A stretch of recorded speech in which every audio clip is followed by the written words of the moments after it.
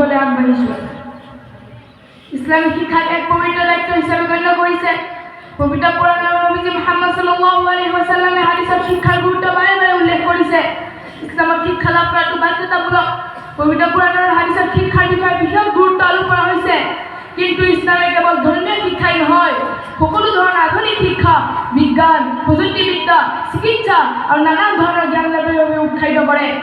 Islamic শিক্ষাক নিজৰ উন্নতিৰ বাবে নহয়, বৰং মানুহৰ কল্যাণৰ বাবে উদ্দেশ্য বুলি বৰ্ণনা কৰে। মোৰ মৰমৰ ভাই বন্ধুসকল, ইছলামৰ পবিত্ৰ কোৰাণ মজিদৰ প্ৰথম আয়াতটোৱে শিক্ষাৰ প্ৰয়োজনীয়তা বুজাই দিয়ে। আল্লাহ সুবহানাহু ওয়া তাআলাই ৯৬ নম্বৰ সূৰাৰ ১ নম্বৰ আয়াতত কৈছে, ইকৰা বিস্মি ৰাব্বিকাল্লাযী খালাক, পঢ়া তোমাৰ প্ৰভুৰ নামত যিয়ে সৃষ্টি কৰিছে। এই আয়াতটো স্পষ্টভাৱে বুজাই দিয়ে যে শিক্ষাৰ জ্ঞানৰ মাধ্যমেৰে মানুহে আল্লাহৰ সৃষ্টি আৰু তেওঁৰ মহিমা উপলব্ধি কৰিব পাৰে। পবিত্ৰ কোৰাণত শিক্ষাৰ গুৰুত্বৰ বিষয়ে কেনেদৰে আলোক কৰা হৈছে। আল্লাহ সুবহানাহু ওয়া তাআলা কয়, কুল হাল ইয়াস্তাবিল্লাযীনা ইয়ালামুনা ওয়াল্লাযীনা লা ইয়ালামুন। নবী কৈ দিয়ক যে জ্ঞানী আৰু অজ্ঞানী সমান হ'ব পাৰে। ই আমাক বুজাই দিয়ে যে শিক্ষাৰ জ্ঞানৰ মাধ্যমেৰে মানুহে আল্লাহৰ সৃষ্টি আৰু তেওঁৰ মহিমা উপলব্ধি কৰিব পাৰে। পবিত্ৰ হাদিসত শিক্ষাৰ বিষয়ত বহুত গুৰুত্ব আৰোপ কৰা হৈছে।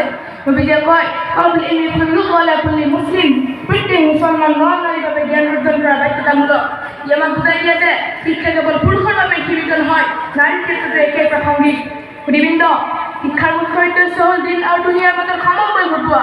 যিহেতু শিক্ষা মানুহক নৈতিকভাৱে উন্নত কৰি আছে, বিজ্ঞান, প্ৰযুক্তিবিদ্যা, চিকিৎসা আৰু কলাৰ জ্ঞান লাভ কৰি মানুহে সকলোত উন্নতি কৰিব পাৰে।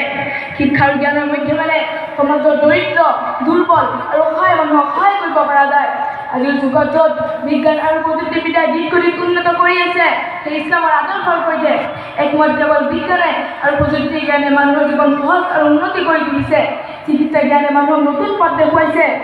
বিজ্ঞান আৰু চিকিৎসা জ্ঞানে মানুহে নতুন পথ দেখুৱাইছে। প্ৰশাসনৰ নেতৃত্বৰ ক্ষেত্ৰত শিক্ষাই সমাজ গঠনত বিশেষ ভূমিকা লৈছে। ইছলামে যিকোনো ধৰণৰ জ্ঞান লাভৰ বাবে উৎসাহিত কৰে। ইতিহাসত দেখা যায় যে আল-ফাৰাবী, ইবনে সিনা আৰু আল-বিৰুনিৰ দৰে ডাঙৰ ডাঙৰ বিজ্ঞানীসকলে ইছলামৰ জ্ঞানৰ ওপৰত আধাৰ কৰি বিশ্বৰ জ্ঞানত অৱদান আগবঢ়াইছে। উপস্থিত ৰাইজ, শিক্ষাই মানুহক নৈতিকভাৱে উন্নত কৰি আছে। আমাৰ সকলোৱে উচিত যে ইছলামে দিয়া শিক্ষাক আমি আঁকোৱালি লওঁ আৰু আমাৰ সমাজত এই জ্ঞানক প্ৰয়োগ কৰোঁ। আহক আমি সকলোৱে জ্ঞান অৰ্জন কৰি উন্নত আৰু শান্তিপূৰ্ণ সমাজ গঢ়িবলৈ একত্ৰিত হওঁ আৰু আমাৰ এই দেশৰ এজন পূৰ্ণ নাগৰিক হিচাপে প্ৰতিষ্ঠা কৰোঁ। ধন্যবাদ।